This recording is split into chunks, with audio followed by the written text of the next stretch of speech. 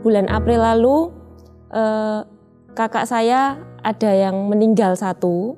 Setelah itu kami ya mengalami situasi berduka dan berduka yang sangat dalam karena meninggalnya itu juga mendadak. Lalu setelah penguburan dan lain-lain kami sempat ada periksa ke dokter THT. Waktu itu saya ngantarkan suami saya.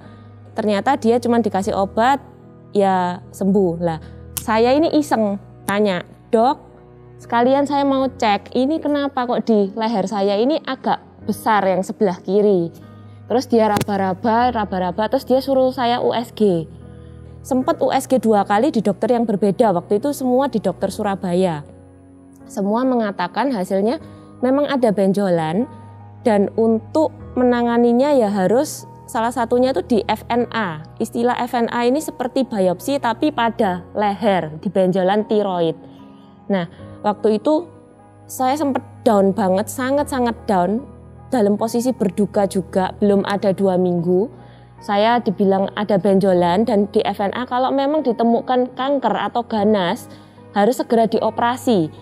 Kemudian langkah selanjutnya suami dan saya mengambil tindakan yaitu ke Singapura untuk cek lebih lanjut, lebih pasti. Di sana awal Mei kita berangkat menemui 4 dokter, dokter A, B, C, D. Jadi dokter A, C, dan D ini sama. Tapi dokter A itu bilang, kalau kamu memang takut untuk FNA, ya berarti langsung dioperasi.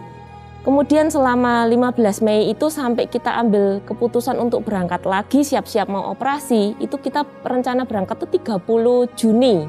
Kita berdua, saya sama suami, ada ikut Pondok Daud juga, kemudian ada menemui hambanya. Beliau mendoakan saya dan waktu itu dapat di 2 Timotius 1 ayat 7. Sebab Allah memberikan kepada kita bukan roh ketakutan melainkan roh membangkitkan kekuatan, kasih dan ketertiban.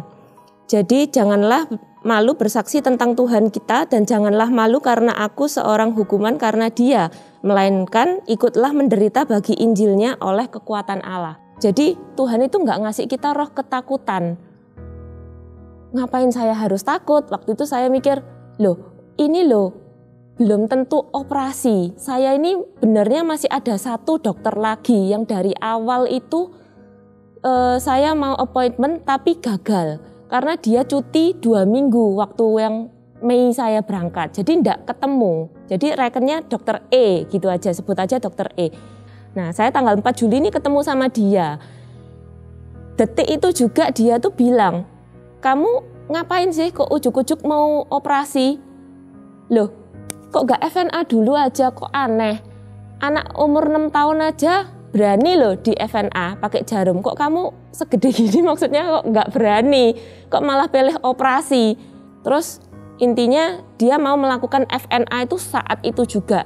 Saya dan suami gak persiapan. Saya nggak tahu harus ngapain, bingung harus iya apa enggak FNA. Nah, saya bilang, sudah Tuhan kalau memang ini jalanmu ya sudah, hidup mati ya di tanganmu. Nek sampai suatu kali ada yang merembet gara-gara FNA, ya sudah berarti kan seizin Tuhan. Saya cuma berdoa gitu saja, saya pasrah. Akhirnya yaitu ditindaki FNA. Nah, saya itu ada janji untuk ketemu dokter yang A yang seharusnya kita mau melakukan operasi di tanggal 8. Nah, ketemu dokter E ini tanggal 4 di FNA. Saya bingung, lah hasil FNA ini baru keluar 5-7 hari setelah tanggal 4, berarti kan minggu depannya.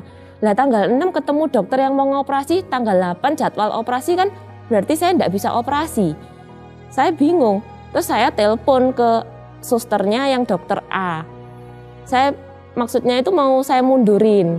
Jadi susternya itu bilang, maaf sekali, dokter ini tidak bisa nemui kamu tanggal 6. Operasimu juga dibatalin tanggal 8. Ternyata dokternya itu sakit, kena COVID. Aduh, saya sampai merinding. Lah terus gimana? Terus dia tanya, ya batal semua. Berarti ya memang sudah diatur semuanya satu demi satu sama Tuhan. Sekitar tanggal 12 tuh hasil FNA saya tuh keluar. Saya kan kembali lagi ke dokter yang E itu untuk membacakan hasil. Dia bilang, oke, semua good. setahun lagi balik untuk kontrol dan USG. Saya kaget loh, hasilnya gimana itu dok? Baik, jinak, tidak ada yang perlu dikhawatirkan. Kayak rasanya itu disiram air es saudara. Jadi kayak aduh, benar-benar penyertaan Tuhan itu nyata banget. Dan saya tahu mungkin lewat peristiwa ini Tuhan mau mendewasakan saya juga. Tetap percaya saudara, bagi yang mungkin belum pernah Pondok Daud, mari kita ke Pondok Daud dan terus berharap sama Tuhan. Tuhan Yesus pasti yang terbaik sekali. Yesus tetap ikut Yesus selamanya. Terima kasih, Tuhan memberkati.